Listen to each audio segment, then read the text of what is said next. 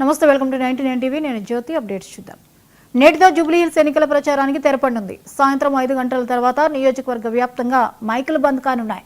ఎన్నికల ప్రచారానికి కొన్ని గంటలే సమయం ఉండడంతో అధికార ప్రతిపక్ష నేతలు ఈవేళ నియోజకవర్గ వ్యాప్తంగా విస్తృత ప్రచారం చేస్తున్నారు. కాంగ్రెస్ అభ్యర్థి గెలుపు కోసం సీఎం రేవంత్ రెడ్డితో పాటు మంత్రులు, ముఖ్య నేతలు ప్రచారం చేస్తున్నారు. ఇక బీఆర్ఎస్ నుంచి కేటీఆర్తో పాటు మాజీ మంత్రులు ప్రచారంలో వేగం పెంచారు. బీజేపీ నుంచి కిషన్ రెడ్డి, బండి సంజయ్ ఎన్నికల ప్రచారంలో దూసుకుపోతున్నారు. కారణం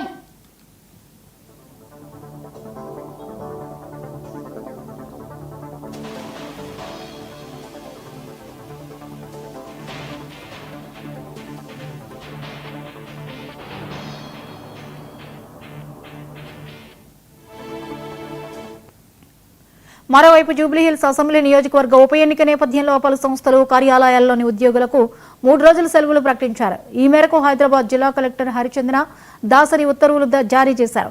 నవంబర్ 11, 12, 14 తేదీల్లో సెలవులు ఉంటాయన్నారు. జూబ్లీహిల్స్ ఉప ఎన్నిక కోసం పోలింగ్ కేంద్రాలు, లెక్కింపు కేంద్రం ఏర్పాటు చేయబడిన అన్ని కార్యాలయాలు, సంస్థలకు పోలింగ్ ముందు రోజు, పోలింగ్ రోజు, ఓట్ల లెక్కింపు రోజు వేతనంతో కూడిన సెలవులు ఉంటాయని వెల్లడించారు.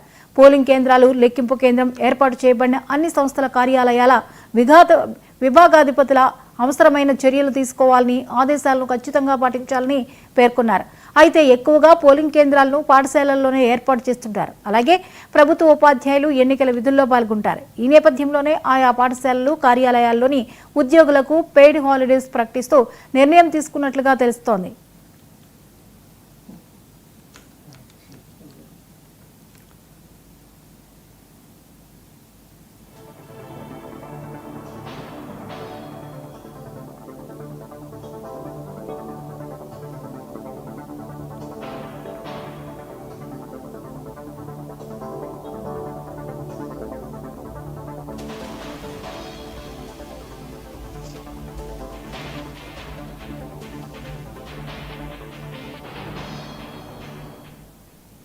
ఇదిలా ఉంటే జూబ్లీహిల్స్ ఉప ఎన్నిక పోలింగ్ ప్రాంతాల్లో మద్యం అమ్మకాలను నిషేధిస్తూ ప్రొహిబిషన్ అండ్ ఎక్సైజ్ శాఖ డ్రై డేలను ప్రకటన వెల్లడించింది.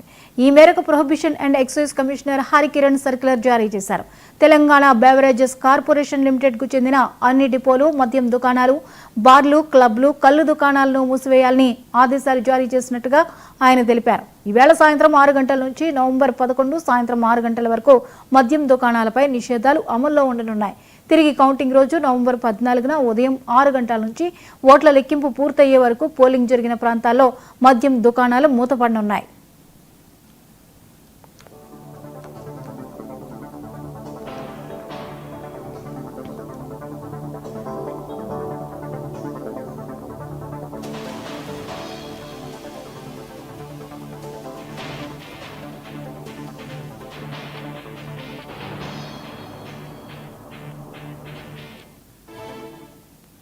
ప్రజా ప్రాతినిధ్య చట్టం 1951లోని సెక్షన్ 135C కింద నిర్దేశించిన చట్టబద్ధమైన నిబంధనల ప్రకారం పోలింగ్ జరిగే ప్రాంతంలో మద్యం అమ్మకాలపై నిషేధాన్ని అమలు చేయడానికి తగిన చర్యలు తీసుకోవాలని తెలంగాణ ప్రధాన ఎన్నికల అధికారి సంబంధిత జిల్లా అధికారులను ఆదేశించారు. అయితే మద్యం దుకాణాల మూసివేత ఉత్తర్వులను ఉల్లంఘిస్తే తీవ్రంగా పరిగణిస్తామని హరికిరణ్ అన్నారు. ఏదైనా ప్రాంతాల్లో రీపోలింగ్ జరిగితే ఆయా ప్రాంతాల్లో మద్యం దుకాణాల మూసివేత కూడా పొడిగించనున్నట్లు తెలిపారు.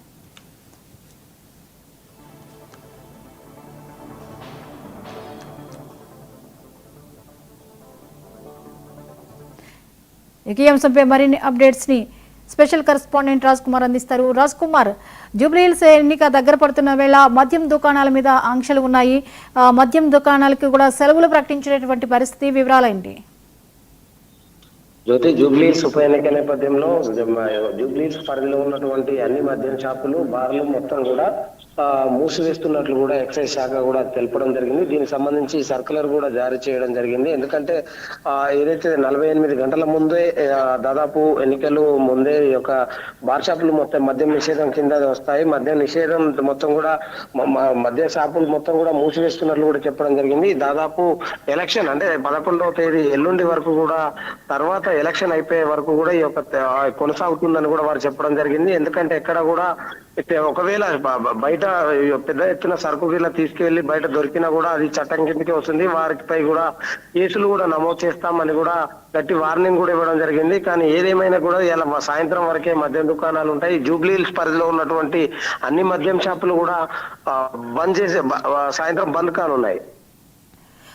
అయితే ఇప్పుడు రిజల్ట్ వచ్చే వరకు కూడా ఈ వైన్ షాపులు బంద్ ఉండనున్నట్లుగా తెలుస్తోంది. ఒకవేళ ఎక్కడైనా ఏదైనా జరిగి మళ్ళీ ఎన్నికల విషయంలో ఏమైనా ఈసీ నిర్ణయం తీసుకోవాల్సి వస్తే రీపోలింగ్ లాంటి ఇష్యూస్ ఏమైనా తలెత్తితే కూడా అప్పటిదాకా మద్యం దుకాణాలు ఉండకూడదు అనేసి వింటున్నాం. దీనికి సంబంధించిన అప్డేట్ ఏంటి?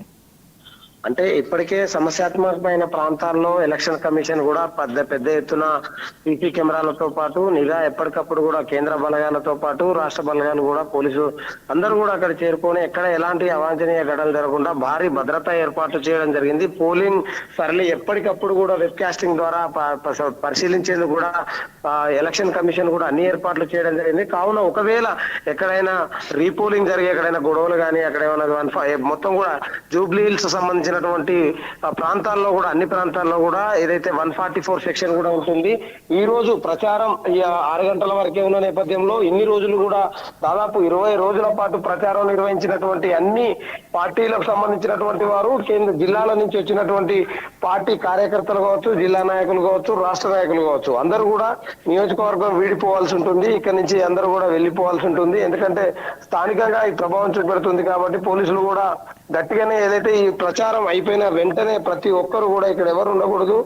లోకల్ గా ప్రచారాలు కానీ ఇతర ఓటర్ల వద్దకు వెళ్ళి ఏమన్నా చేయడాలు కానీ ప్రచారాలు చేయడాలు కానీ అన్ని కూడా మూగబోనున్న నేపథ్యంలో వీరందరూ కూడా తిరిగి వెళ్ళిపోవాల్సి ఉంటుంది. కాబట్టి జూబ్లీ హిల్స్ ప్రాంతం ఇక సాయంత్రం 6 గంటల నుంచి 144 సెక్షన్ కూడా అమల్లో ఉంటుంది. ఎక్కడ కూడా సభలకు సమావేశాలకు కానీ గుంపులుగా ఉండేందుకు కూడా ఉండే ప్రసక్తే లేదని కూడా పోలీసులు చెప్తా ఉన్నారు. గట్టి పోలీసు భద్రత కూడా ఏర్పాట్లు చేశారని పోలీసులు చెప్తా ఉన్నారు.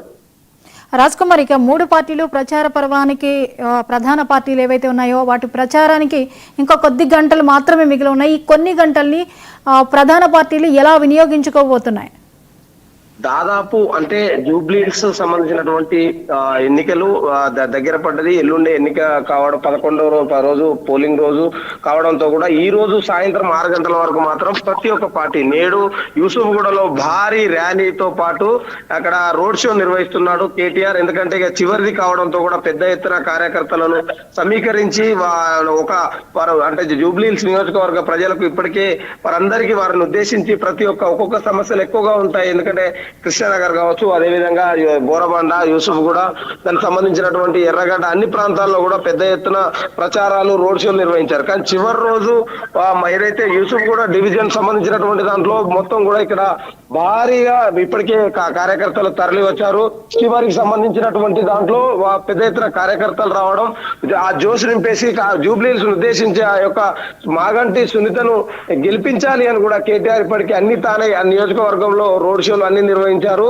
ప్రచారంలో ఎక్కడ కూడా తగ్గకుండా అంటే డిజిటల్ వైపు కూడా మొత్తం ఏర్పాటు చేసి డీజేలు అందరికీ కార్యకర్తలు ఉత్సాహపరిచి యొక్క బీఆర్ఎస్ పార్టీ అవలంబిస్తున్నటువంటి గతంలో చేసిన అభివృద్ధి చూపిస్తూ వారందరూ కూడా కాంగ్రెస్ చేసినటువంటి మోసాన్ని ఇచ్చిన హామీలను కూడా ప్రజల వద్దకు తీసుకెళ్లే ప్రయత్నం చేస్తున్నారు. దాంతో పాటు బీజేపీ కూడా ఏం ప్రచారంలో ఎక్కడ కూడా తగ్గడం లేదు. ఇప్పుడు ఎర్రగడ్డ ఏదైతే దానికి సంబంధించినటువంటి దాంట్లో అక్కడ ఎర్రగడ్డ నుంచి దాదాపు బైక్ ర్యాలీ పెద్ద ఎత్తున వచ్చి దీనికి సంబంధించి జూబ్లీ హిల్స్ పరిధిలో ఉన్నటువంటి దానికి పెద్ద ఎత్తున ర్యాలీ నిర్వహిస్తారు అని కూడా వారు కూడా చెప్పడం జరిగింది. కాంగ్రెస్ పార్టీ ఇప్పటికే ఈ రోజు ఆదివారం కావడంతో కూడా పెద్ద ఎత్తున మంత్రులు, ఎమ్మెల్యేలు, ఎమ్మెల్సీలు, కార్యకర్తలు అందరూ కూడా ప్రతి 100 మందికి ఓటర్లు ఉన్నటువంటి బూతుల స్థాయిలో వారందరికీ వెళ్ళడం, వారికి సంబంధించినటువంటి మాట్లాడడం కూడా జరుగుతూ ఉంది. మరికొద్ది గంటలలో మాత్రం పూర్తిగా ప్రచారం కూడా ముగియనుంది. రాజ్ కుమార్, బీఆర్ఎస్ కి సానుభూతి ఎంతవరకు వర్కౌట్ అయ్యే ఛాన్సెస్ కనిపిస్తున్నాయి? జ్యోతి, దీనికి సంబంధించి ముఖ్యంగా బీఆర్ఎస్ మొదటి నుంచి కూడా సెంటిమెంట్ తోనే వెళ్తా ఉంది. ఎందుకంటే మాగంటి గోపీనాథ్ మృతితో అనివార్యమైనటువంటి జూబ్లీ హిల్స్ ఎన్నిక ఇక్కడ ఏదైతే తనకు సంబంధించినటువంటి కాంగ్రెస్ కావచ్చు, బీజేపీ కావచ్చు, ఇది కావాలనే కూడా చేసింది. ఎందుకంటే ఒక కుటుంబాన్ని ఒక ఇక్కడ సునీత గెలిపించాల్సిన అవసరం ఎంతైనా ఉంది. మాగంటి గోపీనాథ్ జూబ్లీ హిల్స్ ఎంతో అభివృద్ధి చేశారు.